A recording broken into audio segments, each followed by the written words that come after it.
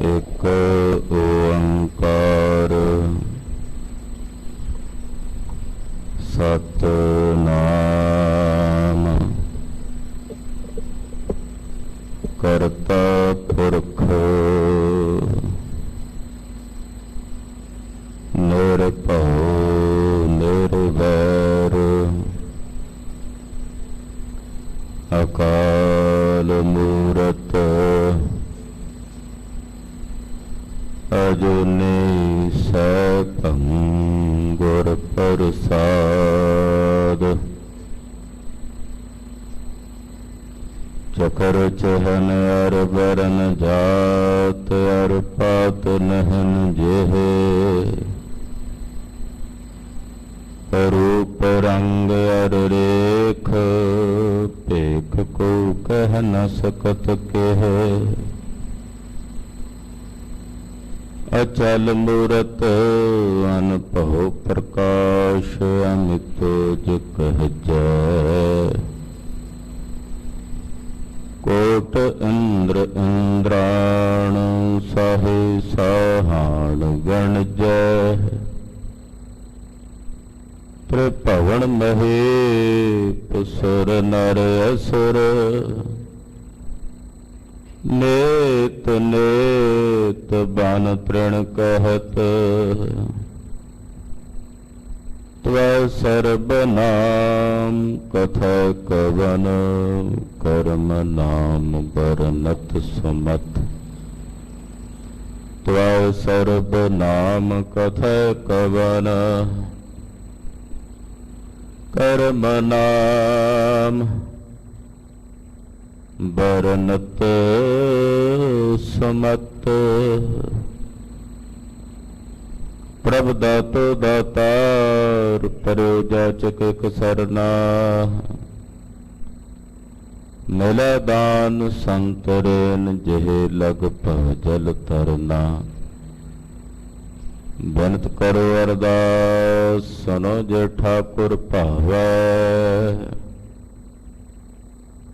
देह दरस मन चाओ भगत एह मन ठहरावै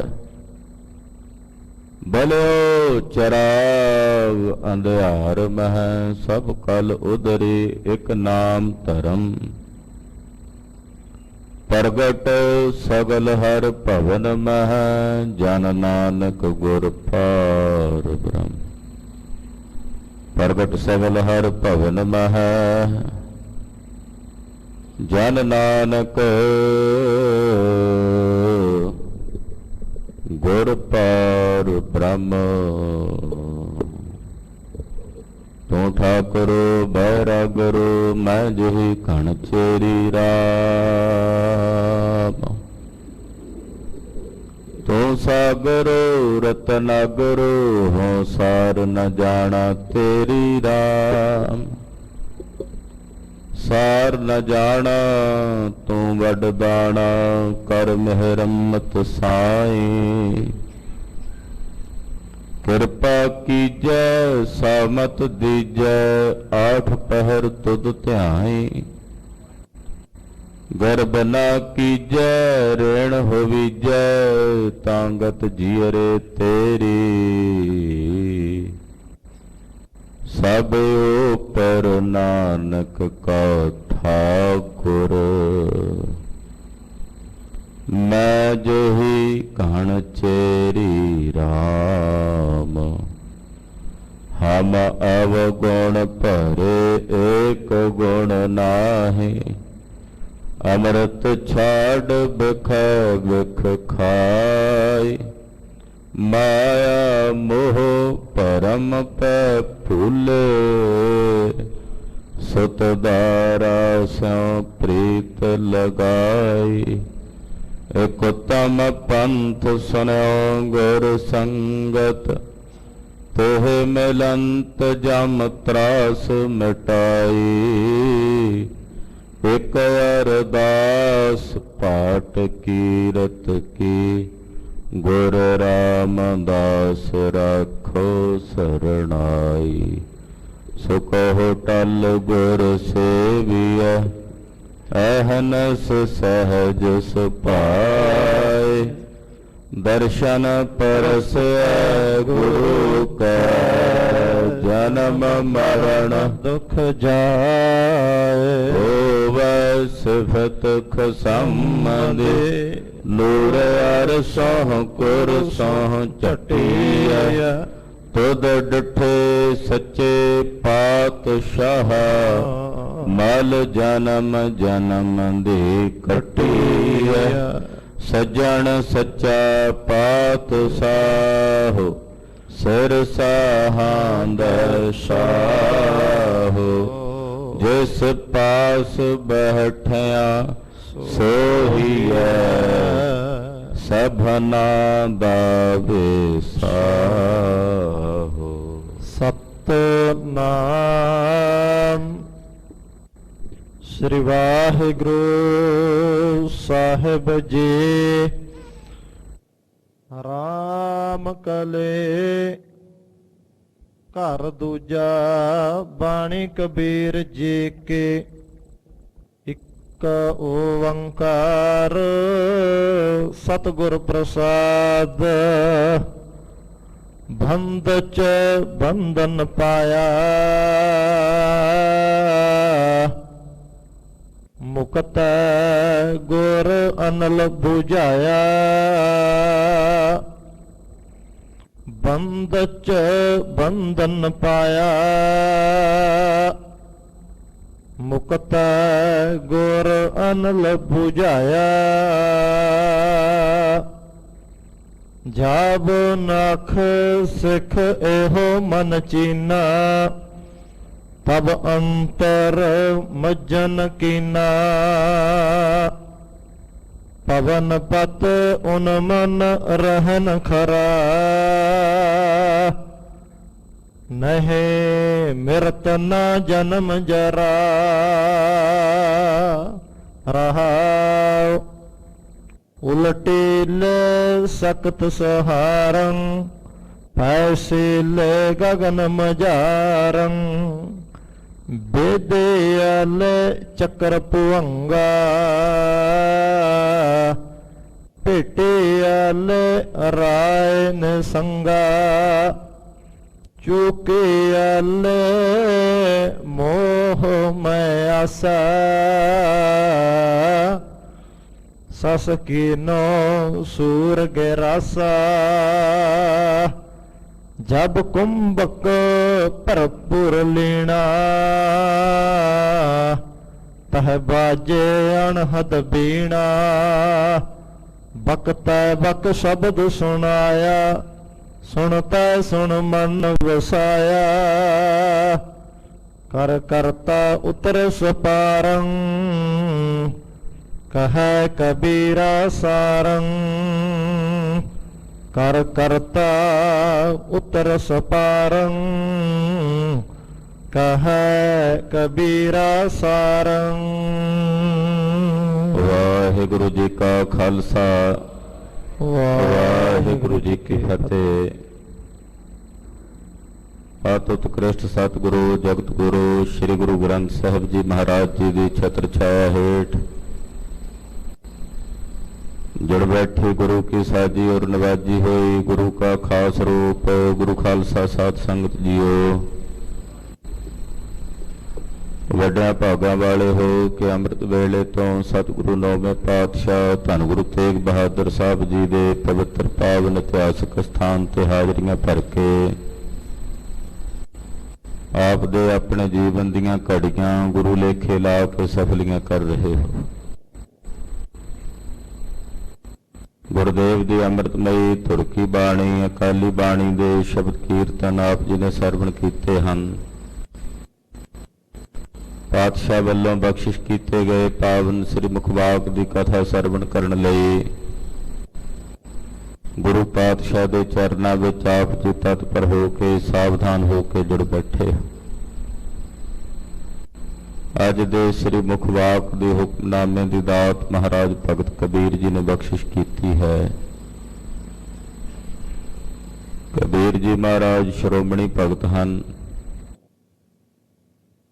ਸ੍ਰੀ ਗੁਰੂ ਗ੍ਰੰਥ ਸਾਹਿਬ ਜੀ ਦੀ ਪਾਵਨ ਬਾਣੀ ਵਿੱਚ 15 ਭਗਤਾਂ ਦੀ ਬਾਣੀ ਦਰਜ ਹੈ ਔਰ ਪਹਿਲੇ ਸਥਾਨ ਤੇ ਮਹਾਰਾਜ ਭਗਤ ਕਬੀਰ ਜੀ ਦੀ ਬਾਣੀ ਦਰਜ ਹੈ।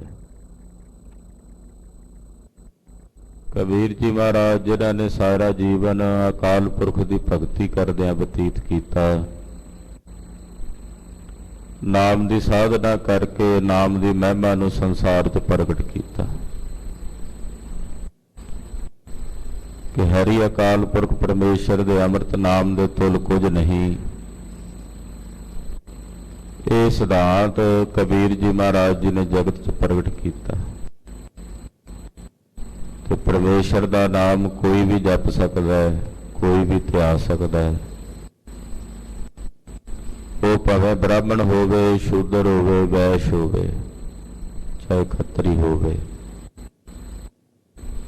ਕਿਸੇ ਤੇ ਕੋਈ ਪਾਬੰਦੀ ਨਹੀਂ ਹੈ ਕਿ ਪਰਮੇਸ਼ਰ ਦਾ ਨਾਮ ਕੇਵਲ ਬ੍ਰਾਹਮਣ ਜਾਂ ਛਤਰੀ ਜਪ ਸਕਦੇ ਨੇ।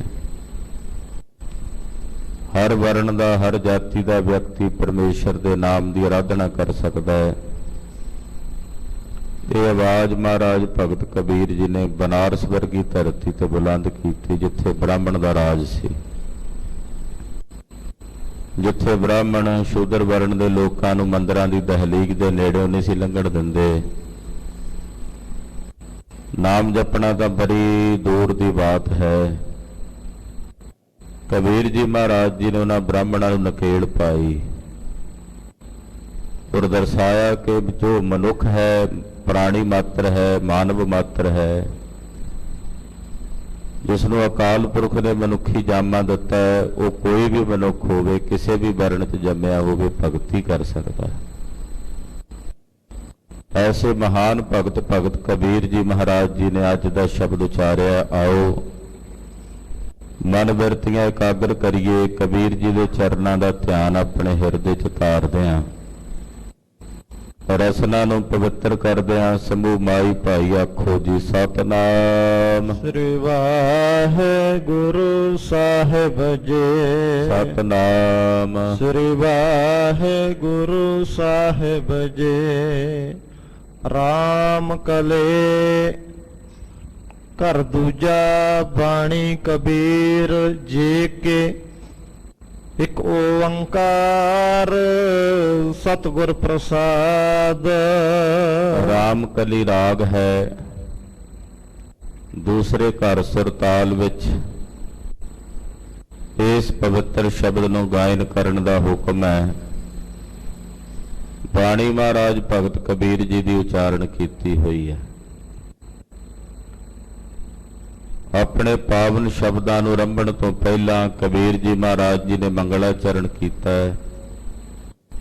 ਇੱਕ ਅਦੁੱਤੀ ਅਕਾਲ ਪੁਰਖ ਵਾਹਿਗੁਰੂ ਪਾਰ ਬ੍ਰਹਮ ਪਰਮੇਸ਼ਵਰ ਹੈ, ਉਹ ਓੰਕਾਰ ਜੋ ਸਾਰਿਆਂ ਵਿੱਚ ਵਿਆਪਕ ਔਰ ਸਰਬ ਦਾ ਪ੍ਰਕਾਸ਼ਕ ਹੈ।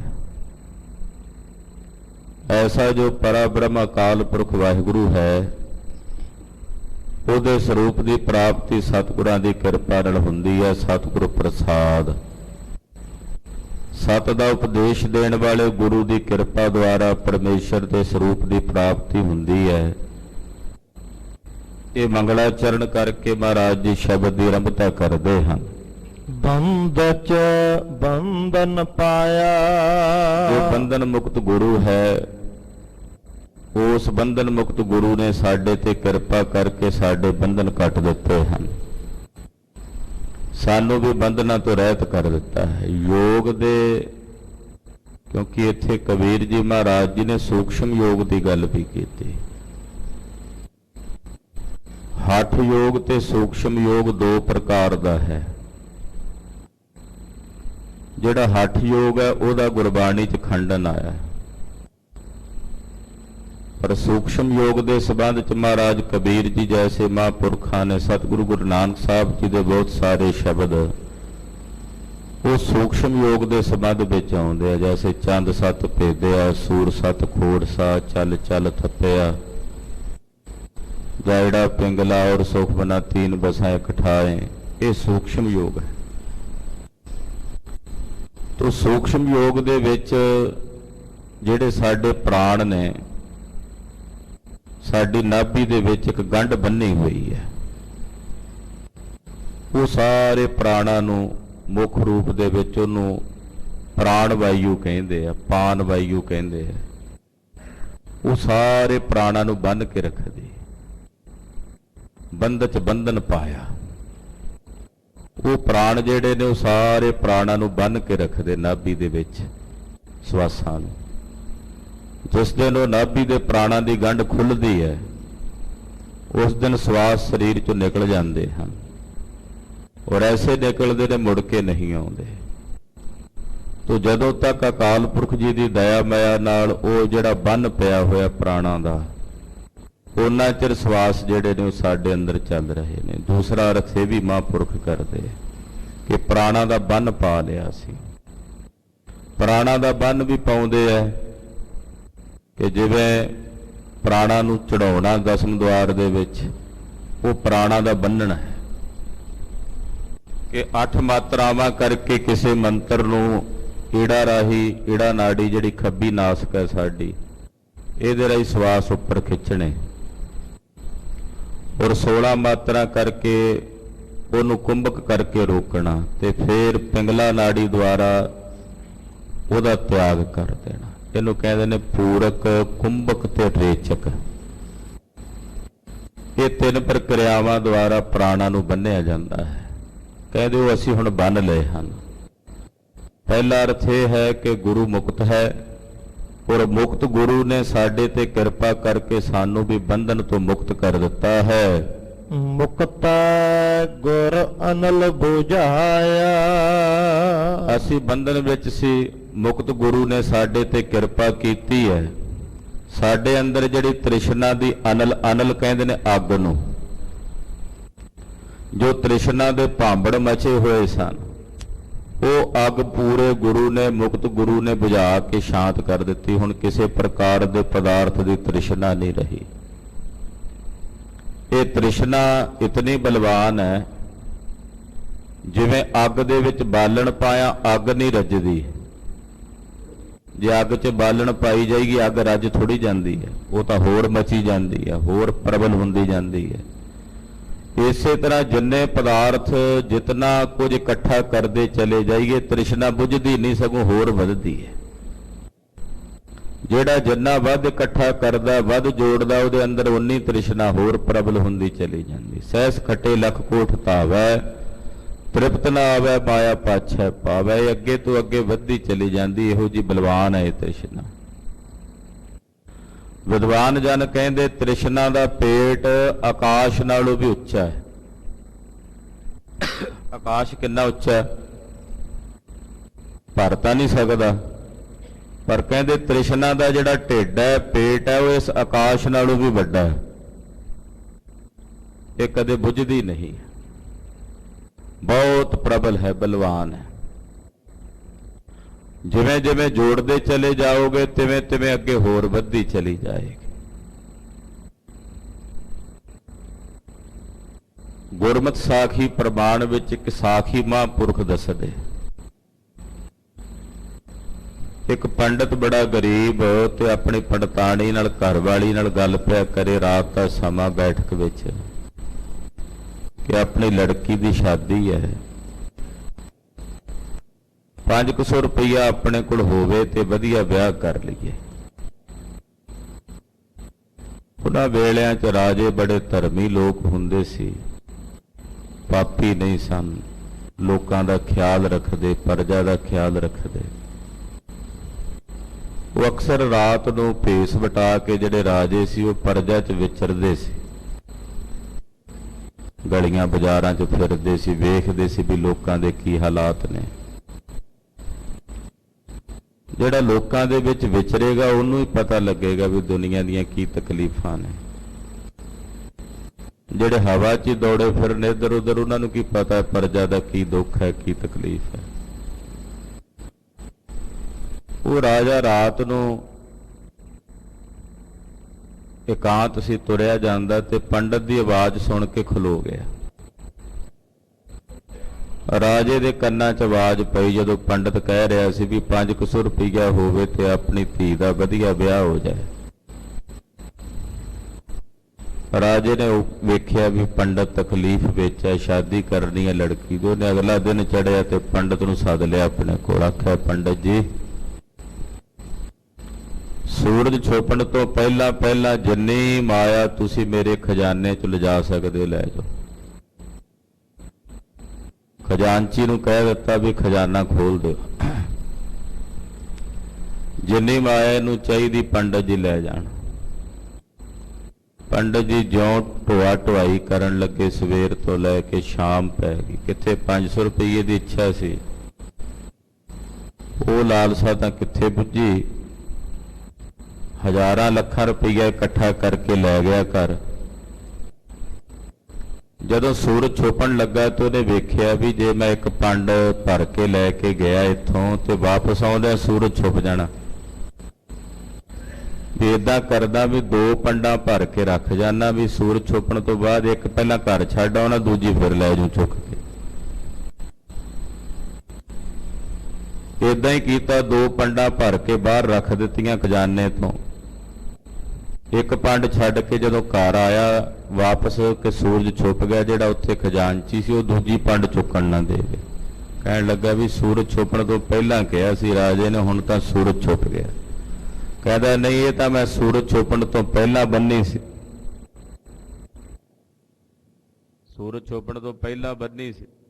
ਉਹ ਆਖੇ ਵੀ ਜੋ ਮਰਜ਼ੀ ਆ, ਪਰ ਹੁਣ ਤਾਂ ਸੂਰਜ ਛੁਪ ਗਿਆ ਨਾ। ਲੜਾਈ ਹੋ ਗਈ, ਵੱਧ ਗਿਆ ਵਾਧਾ ਤੇ ਰਾਜੇ ਕੋਲ ਚਲੇ ਗਏ।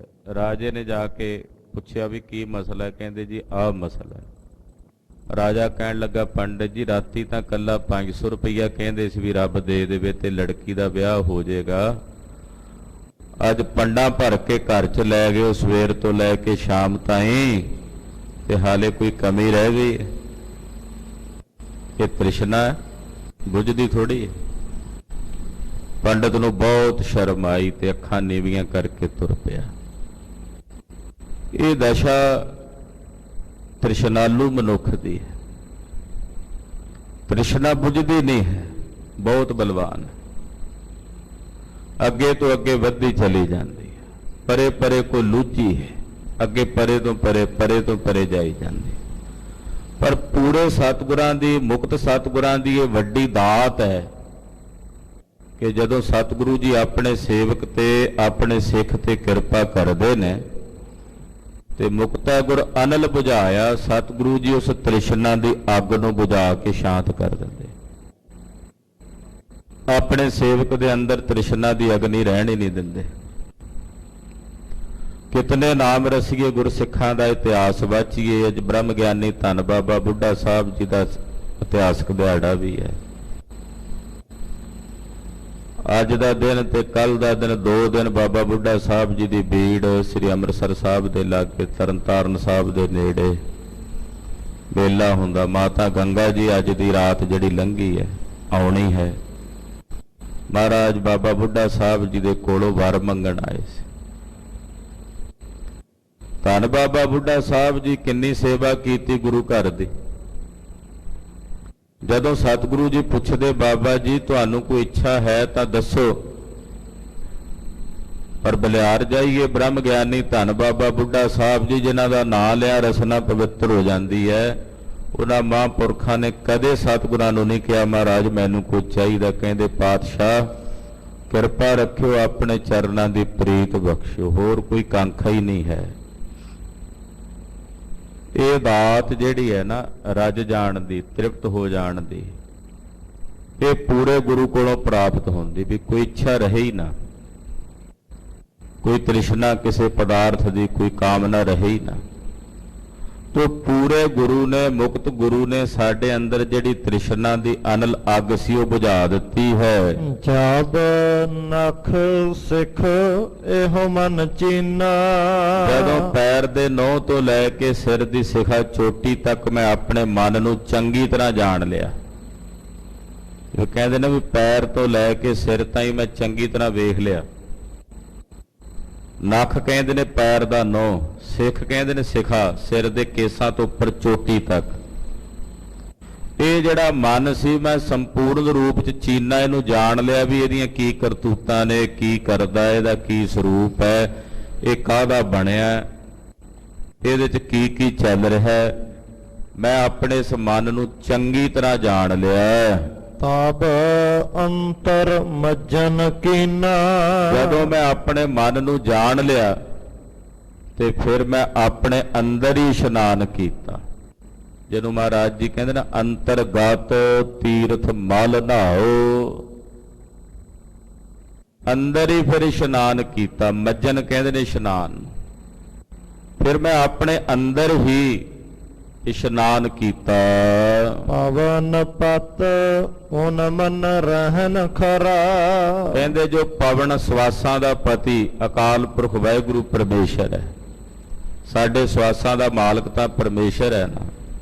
ਕਹਿੰਦੇ ਜਦੋਂ ਉਹਦੇ ਵਿੱਚ ਅਸੀਂ ਖਰੇ ਹੋ ਕੇ ਅਭੇਦ ਹੋਏ ਤਾਂ ਸਾਡਾ ਜਿਹੜਾ ਮਨ ਸੀ ਉਨਮਨ ਕਹੀਏ ਆਨੰਦ 'ਚ ਹੋ ਗਿਆ। ਉਨਮਨ ਦਾ ਇੱਥੇ ਅਰਥ ਮਹਾਂਪੁਰਖਾਂ ਨੇ ਕੀਤਾ ਪਰਮ ਆਨੰਦ। ਫਿਰ ਇਹ ਮਨ ਪਰਮ ਆਨੰਦ ਦੀ ਅਵਸਥਾ ਵਿੱਚ ਚਲਾ ਗਿਆ। ਨਹਿ ਮਿਰਤ ਨ ਜਨਮ ਜਰਾ। ਕਹਿੰਦੇ ਜਿੱਥੇ ਹੁਣ ਸਾਡੀ ਸੁਰਤ ਚਲੀ ਗਈ ਆ ਉਨਮਨੀ ਅਵਸਥਾ 'ਚ, ਉੱਥੇ ਨਾ ਤਾਂ ਮੌਤ ਆਉਂਦੀ ਆ, ਨਾ ਜਨਮ ਹੁੰਦਾ ਤੇ ਨਾ ਹੀ ਬੁਢੇਪਾ ਆਉਂਦਾ। ਕਿਉਂਕਿ ਆਤਮਾ ਦਾ ਸਰੂਪ ਜਿੱਥੇ ਨਿਰਮਲ ਆਤਮ ਸਰੂਪ ਹੈ ਤੇ ਉੱਥੇ ਜਦੋਂ ਸੁਰਤ ਚਲੀ ਜਾਏ ਤੇ ਉਹ ਆਤਮਾ ਤਾਂ ਨਾ ਜੰਮਦੀ ਹੈ, ਨਾ ਮਰਦੀ ਹੈ, ਨਾ ਬੁੱਢੀ ਹੁੰਦੀ ਹੈ। ਉਹ ਆਤਮਾ ਦਾ ਸਦਾ ਨਿਉ ਨਵੇਲੀ ਰਹਿੰਦੀ ਹੈ। ਉੱਥੇ ਜਦੋਂ ਚਲੇ ਗਏ, ਹੁਣ ਉੱਥੇ ਪਹੁੰਚ ਕੇ ਨਾ ਤਾਂ ਮ੍ਰਿਤੂ ਹੈ, ਨਾ ਜਨਮ ਹੈ ਤੇ ਨਾ ਹੀ ਜਰਾ ਬੁਢੇਪਾ ਹੈ। ਰਹਾਉ ਉਲਟੀ ਲੈ ਸਕਤ ਸਹਾਰੰ। ਕਹਿੰਦੇ ਸੰਸਾਰ ਵੱਲੋਂ ਸੁਰਤ ਨੂੰ ਉਲਟ ਕਰ ਲਿਆ, ਔਰ ਉਹਦੇ ਤੋਂ ਉਲਟਾਣ ਤੋਂ ਬਾਅਦ ਜਿਹੜੀ ਸ਼ਕਤੀ ਆਈ ਹੈ ਉਹਨੂੰ ਸਹਾਰ ਲਿਆ, ਆਪਣੇ ਅੰਦਰ ਜਰ ਲਿਆ। ਏਦਾਂ ਵੀ ਅਰਥ ਕੀਤਾ ਕਿ ਜਦੋਂ ਸਵਾਸਾਂ ਦੀ ਸ਼ਕਤੀ ਨੂੰ ਉਲਟ ਕੀਤਾ, ਯਾਨੀ ਕਿ 6 ਚੱਕਰਾਂ ਨੂੰ ਵਿੰਨਿਆ ਸਵਾਸਾਂ ਦੁਆਰਾ, ਤਾਂ ਉਹਨਾਂ 6 ਚੱਕਰਾਂ ਨੂੰ ਵਿੰਨਣ ਤੋਂ ਬਾਅਦ ਜਿਹੜੀ ਸ਼ਕਤ ਉਤਪੰਨ ਹੋਈ ਉਹਨੂੰ ਸਹਾਰੰਗ, ਉਹਨੂੰ ਆਪਣੇ ਅੰਦਰ ਬਰਦਾਸ਼ਤ ਕੀਤਾ, ਉਹਨੂੰ ਆਪਣੇ ਅੰਦਰ ਜਰਿਆ। ਐਸੀਲ ਗਗਨ ਮਝਾਰੰ। ਜਦੋਂ 6 ਚੱਕਰਾਂ ਨੂੰ ਸਵਾਸਾਂ ਨੇ ਵਿੰਨ ਲਿਆ ਤਾਂ ਫਿਰ ਜੋ ਦਸਮ ਦੁਆਰ ਦੀ ਖੇਡ ਸੀ ਗਗਨ ਮੰਡਲ 'ਚ, ਉੱਥੇ ਚੱਲ ਕੇ ਜਾ ਕੇ ਨਿਵਾਸ ਹੋ ਗਿਆ। ਜਦੋਂ 6 ਚੱਕਰਾਂ ਨੂੰ ਪਵਨ ਵਿੰਨ ਜਾਂਦੀ ਹੈ ਤਾਂ ਫਿਰ ਦਸਮ ਦੁਆਰ ਦੇ ਵਿੱਚ ਗਗਨ ਬੁਝਾਰੰਗ ਦਾ ਮਤਲਬ ਹੁੰਦਾ ਹੈ ਦਸਮ ਦੁਆਰ ਦੀ ਉਹ ਖੇਡ ਜਿੱਥੇ ਜਾ ਕੇ ਪਰਮ ਆਨੰਦ ਦੀ ਅਵਸਥਾ ਨੂੰ ਮਾਣੀਦਾ ਹੈ। ਉਹਦੇ ਵਿੱਚ ਪੈਸੀਲੇ ਚਲੇ ਗਏ, ਉਹਦੇ 'ਚ ਪ੍ਰਵੇਸ਼ ਕਰ ਗਏ। ਬੇਦਿਆਲੇ ਚੱਕਰ ਭੁੰਗਾ। ਜਿਹੜੀ ਭੰਗਮਾ ਨਾੜੀ ਸੀ, ਜਿਹੜੀ ਸਾਡੀ ਰੀੜ ਦੀ ਹੱਡੀ ਦੇ ਨਾਲ ਨਾਲ ਕੰਗਰੋੜ ਦੇ ਚੱਲਦੀ ਹੈ, ਉਹਦੇ ਨਾਲ ਜਿਹੜੇ 6 ਚੱਕਰ ਸੀ ਬੇਦੀ ਵਾਲੇ ਅਸੀਂ ਉਹਨਾਂ ਨੂੰ ਵਿੰਨ ਦਿੱਤਾ। ਦੂਸਰਾ ਅਰਥ ਕਾਲ ਰੂਪੀ ਜਿਹੜਾ ਭਯੰਗ ਸੱਪ ਸੀ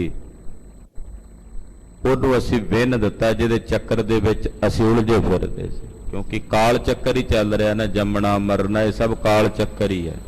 ਕਾਲ ਪਾਏ ਬ੍ਰਹਮਾ ਬਪਤਰਾ, ਕਾਲ ਪਾਏ ਸਿਵਜੂ ਅਵਤਰਾ, ਇਹ ਸਭ ਕਾਲ ਚੱਕਰ 'ਚ ਹੀ ਆਪਾਂ ਭੱਜੇ ਫਿਰਦੇ ਹਾਂ। ਤੂੰ ਪਰਮੇਸ਼ਰ ਦੀ ਦਇਆ ਮਾਇਆ ਨਾਲ ਹੁਣ ਇਸ ਕਾਲ ਦੇ ਚੱਕਰ ਨੂੰ ਅਸੀਂ ਬੇਦੀ ਵਾਲੇ ਵਿੰਨ ਦਿੱਤਾ, ਯਾਨੀ ਕਿ ਇਹਦੇ ਤੋਂ ਸੁਤੰਤਰ ਹੋ ਗਏ ਹਾਂ, ਰਹਿਤ ਹੋ ਗਏ ਹਾਂ। ਭੇਟਿਆਲੇ ਰਾਏ ਨਿਸੰਗਾ। ਨਿਸੰਗ ਹੋ ਕੇ ਜਿਹੜਾ ਸਾਰੇ ਜਗਤ ਦਾ ਰਾਜਾ ਅਕਾਲ ਪੁਰਖ ਵਾਹਿਗੁਰੂ ਪਰਮੇਸ਼ਰ ਹੈ, ਉਹਦੇ ਵਿੱਚ ਅਸੀਂ ਜਾ ਕੇ ਮਿਲ ਕੇ ਭੇਦ ਹੋ ਗਏ ਹਾਂ। ਭੇਟੀਆਲੇ ਉਹਨੂੰ ਅਸੀਂ ਪ੍ਰਾਪਤ ਕਰ ਲਿਆ ਹੈ। ਚੁਕਿਆਲੇ ਮੋਹ ਮੈਂ ਆਸਾ। ਕਹਿੰਦੇ ਹੁਣ ਹਿਰਦੇ 'ਚ ਜਿਹੜੀ ਮੋਹ ਦੀ ਬਿਰਤੀ ਸੀ, ਮੋਹ ਮਏ ਹੋਇਆ ਫਿਰਦਾ ਸੀ ਨਾ ਮਨ, ਮੋਹ ਮਏ ਆਸਾ, ਆਸਾ ਰੂਪ ਹੋਇਆ ਫਿਰਦਾ ਸੀ ਇਹ ਮਨ, ਮੋਹ ਦੇ ਵਿੱਚ ਖਚਿਤ ਹੋਏ ਫਿਰਦੇ ਸੀ। ਨਾ ਤਾਂ ਹੁਣ ਹਿਰਦੇ 'ਚ ਮੋਹ ਰਿਹਾ, ਨਾ ਹੀ ਹੁਣ ਹਿਰਦੇ ਵਿੱਚ ਕਿਸੇ ਪ੍ਰਕਾਰ ਦੀ ਆਸਾ ਰਹੀ ਹੈ। ਇਹ ਵੀ ਸਾਡੇ ਹਿਰਦੇ 'ਚੋਂ ਚਲੇ ਗਏ ਹਨ। ਸਸਕੀਨੋ ਸੂਰਗ ਰਸਾ। ਸਸ ਨਾਮ ਹੈ ਚੰਦਰਮਾ ਦਾ ਤੇ ਸੂਰ ਨਾਮ ਹੈ ਸੂਰਜ ਦਾ। ਕਹਿੰਦੇ ਚੰਦਰਮਾ ਨੇ ਸੂਰਜ ਨੂੰ ਖਾ ਲਿਆ, ਤੁਸੀਂ ਆਖੋਗੇ ਵੀ ਸੂਰਜ ਵੱਡਾ ਹੁੰਦਾ, ਚੰਦਰਮਾ ਛੋਟਾ, ਚੰਦਰਮਾ ਸੂਰਜ ਨੂੰ ਕਿਵੇਂ ਖਾ ਜਾਏ? ਇੱਥੇ ਸੱਸ ਨਾਮ ਹੈ ਸ਼ਾਂਤੀ ਰੂਪੀ ਚੰਦਰਮਾ ਦਾ, ਤੇ ਸੂਰ ਨਾਮ ਹੈ ਸੂਰਜ ਰੂਪੀ ਤ੍ਰਿਸ਼ਨਾ ਦੀ ਅੱਗ ਦਾ। ਕਹਿੰਦੇ ਸ਼ਾਂਤੀ ਰੂਪੀ ਚੰਦਰਮਾ ਨੇ ਤ੍ਰਿਸ਼ਨਾ ਰੂਪੀ ਸੂਰਜ ਨੂੰ ਖਾ ਲਿਆ। ਜਾਂ ਸੱਸ ਨਾਮ ਸਤੋਗੁਣੀ ਸ਼ੁਭ ਬਿਰਤੀ ਦਾ ਹੈ। ਸਤੋਗੁਣੀ ਰੂਪੀ ਚੰਦਰਮਾ ਨੇ ਜਿਹੜਾ ਤਮੋਗੁਣੀ ਰੂਪੀ ਸੂਰਜ ਸੀ, ਸੂਰਜ ਦਾ ਕੰਮ ਸਾੜਨਾ ਹੁੰਦਾ, ਚੰਦਰਮਾ ਦਾ ਕੰਮ ਸ਼ੀਤਲ ਕਰਨਾ ਹੁੰਦਾ। ਤੋ ਤਮੋਗੁਣ ਸਾੜਦਾ, ਸਤੋਗੁਣ ਸ਼ਾਂਤ ਕਰਦਾ।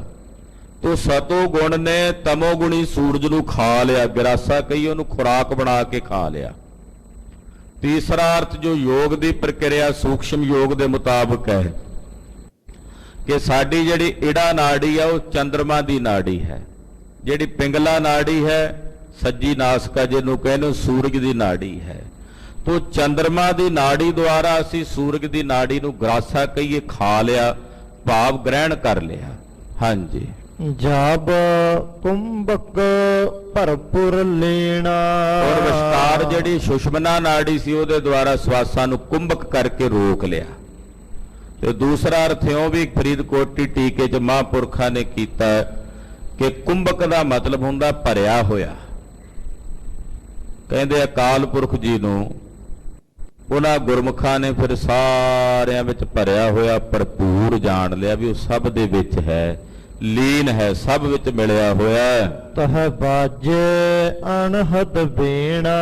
ਜਿਨ੍ਹਾਂ ਨੇ ਜਾਣ ਲਿਆ ਕਿ ਪਰਮੇਸ਼ਰ ਸਾਰਿਆਂ ਵਿੱਚ ਭਰਪੂਰ ਹੈ, ਸਭ ਵਿੱਚ ਲੀਨ ਹੈ, ਕਹਿੰਦੇ ਫਿਰ ਉਹਨਾਂ ਦੇ ਅੰਦਰ ਅਨਹਦ ਨਾਦ ਦੀ ਬੀਣਾ ਵੱਜ ਤੁਰੀ। ਤਹ ਬਾਜੇ ਅਨਹਦ ਬੀਣਾ। ਇੱਕ ਰਸ ਨਿਰੰਤਰ ਤਿਨਾਂ ਦੇ ਹਿਰਦੇ 'ਚ ਫਿਰ ਅਨਹਦ ਨਾਦ ਦੀ ਬੀਣਾ ਵੱਜ ਤੁਰੀ। ਭਗਤ ਭਕ ਸ਼ਬਦ ਸੁਨਾਇਆ। ਕਹਿੰਦੇ ਹੁਣ ਬਖਤੇ ਗੁਰੂ ਨੇ ਸਾਡੇ ਤੇ ਦਇਆ ਦ੍ਰਿਸ਼ਟੀ ਕਰਕੇ ਸਾਨੂੰ ਆਪਣਾ ਉਪਦੇਸ਼ ਸੁਣਾਇਆ। ਬਖਤਾ ਦਾ ਇੱਥੇ ਅਰਥ ਹੈ ਵਕਤਾ, ਬੋਲਣ ਵਾਲਾ। ਸਾਡੇ ਗੁਰਦੇਵ ਜੋ ਬੋਲਦੇ ਹਨ, ਬੋਲਣ ਵਾਲੇ ਗੁਰਦੇਵ ਨੇ ਬੋਲ ਕੇ ਸਾਨੂੰ ਆਪਣਾ ਉਪਦੇਸ਼ ਸੁਣਾਇਆ। ਇਹ ਸਾਡੇ ਗੁਰੂ ਦੀ ਵਡਿਆਈ ਹੈ ਕਿ ਸਾਡਾ ਗੁਰੂ ਬੋਲ ਕੇ ਉਪਦੇਸ਼ ਦਿੰਦਾ। ਤੋ ਸਾਡੇ ਗੁਰਦੇਵ ਨੇ ਬੋਲ ਕੇ ਸਾਨੂੰ ਪਵਿੱਤਰ ਪਾਵਨ ਉਪਦੇਸ਼ ਉਹ ਸੁਣਾਇਆ ਹੈ। ਸੁਣਤਾ ਸੁਣ ਮਨ ਵਸਾਇਆ। ਕਹਿੰਦੇ ਸੁਣਨ ਵਾਲੇ ਸਰੋਤਿਆਂ ਨੇ ਗੁਰੂ ਦਾ ਉਪਦੇਸ਼ ਸੁਣਿਆ ਤੇ ਸੁਣ ਕੇ ਫਿਰ ਉਸ ਉਪਦੇਸ਼ ਨੂੰ ਆਪਣੇ ਮਨ 'ਚ ਵਸਾਇਆ। ਸੁਣਤਾ ਸੁਣ ਮਨ ਵਸਾਇਆ। ਸਰੋਤਿਆਂ ਨੇ ਸੁਣਿਆ ਉਪਦੇਸ਼ ਗੁਰੂ ਦਾ ਔਰ ਸੁਣ ਕੇ ਉਸ ਪਵਿੱਤਰ ਉਪਦੇਸ਼ ਨੂੰ ਗੁਰਮੁਖਾਂ ਨੇ ਆਪਣੇ ਮਨ 'ਚ ਵਸਾਇਆ ਹੈ। ਕਰ ਕਰਤਾ ਉਤਰ ਸਪਾਰੰ। ਫਿਰ ਕੀ ਕੀਤਾ ਉਹਨਾਂ ਨੇ ਜਿਨ੍ਹਾਂ ਨੇ ਉਪਦੇਸ਼ ਸੁਣਿਆ? ਉਪਦੇਸ਼ ਸੁਣਨ ਵਾਲਿਆਂ ਨੇ ਫਿਰ ਉਸ ਅਕਾਲ ਪੁਰਖ ਵਾਹਿਗੁਰੂ ਪਰਮੇਸ਼ਰ ਕਰਤੇ ਨੂੰ ਯਾਦ ਕੀਤਾ, ਉਹਦਾ ਨਾਮ ਜਪਿਆ। ਗੁਰੂ ਨੇ ਉਪਦੇਸ਼ ਦਿੱਤਾ, ਭਾਈ ਨਾਮ ਜਪੋ। ਸੁਣਨ ਵਾਲੇ ਗੁਰਸਿੱਖ ਨੇ ਨਾਮ ਜਪਿਆ, ਨਾਮ ਦੀ ਆਰਾਧਨਾ ਕੀਤੀ। ਤੇ ਜਦੋਂ ਨਾਮ ਦੀ ਆਰਾਧਨਾ ਕੀਤੀ, ਨਾਮ ਦੀ ਬਰਕਤ ਨਾਲ ਉਤਰਸ ਪਾਰੰ। ਨਾਮ ਦੀ ਬਰਕਤ ਨਾਲ ਫਿਰ ਇਸ ਸੰਸਾਰ ਸਮੁੰਦਰ ਤੋਂ, ਇਸ ਭਵ ਸਾਗਰ ਤੋਂ ਪਾਰ ਉਤਰ ਜਾਂਦੇ ਨੇ ਜਿਹੜੇ ਨਾਮ ਦੀ ਕਮਾਈ ਕਰਦੇ। ਅਕਾਲ ਪੁਰਖ ਜੀ ਦਾ, ਪਰਮੇਸ਼ਰ ਜੀ ਦਾ ਨਾਮ ਜਿਨ੍ਹਾਂ ਜਿਨ੍ਹਾਂ ਨੇ ਵੀ ਜਪਿਆ ਉਹ ਇਹ ਸੰਸਾਰ ਤੋਂ ਪਾਰ ਉਤਰ ਗਏ। ਕਹੈ ਕਬੀਰਾ ਸਾਰੰ। ਕਬੀਰ ਜੀ ਮਹਾਰਾਜ ਜੀ ਕਹਿੰਦੇ ਮੈਂ ਇਹ ਸਾਰ ਦੱਸ ਰਿਹਾ ਤੁਹਾਨੂੰ, ਸਾਰੀਆਂ ਗੱਲਾਂ ਦਾ ਇਹ ਨਿਚੋੜ ਹੈ, ਇਹ ਤੱਤ ਹੈ ਜੋ ਆਪ ਜੀ ਨੂੰ ਦੱਸ ਰਹੇ ਹਾਂ।